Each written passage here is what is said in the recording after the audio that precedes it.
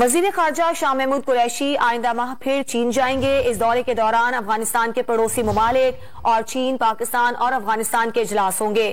ان اجلاسوں میں افغانستان سے متعلق امور پر غور کیا جائے گا۔ سابق سفیروں اور صحافیوں سے بات چیت کرتے ہوئے شاہ محمود قریشی نے واضح کیا کہ سی پیک میں تعطل کا تاثر دور کر دیا گیا ہے۔ کچھ عناصر نہیں چاہتے کہ سی پیک آگے بڑھے۔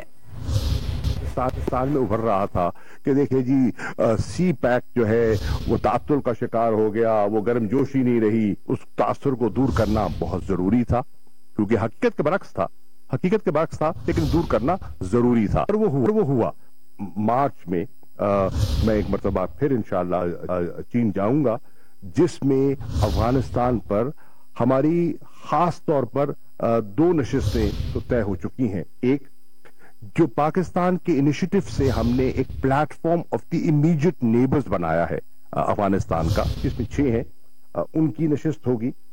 اور دوسرا ہم نے فیصلہ کیا ہے جو ٹرائی لیٹرل ہے بٹوین چائنا، افغانستان اور پاکستان، اس کو اثر نو اس کو پھر آگے لے کے چلا جائے، تاکہ ہم دونوں مل کر دیکھیں کہ ہم افغانستان کی اسٹیبلٹی میں، امن میں، ہیومینیٹیرین کرائسس کو اوائڈ کرنے میں، اکنامک کلیپس سے بچانے کے لیے ہم کیا کر سکتے ہیں، اس پر بھی ہم آگے بڑھیں۔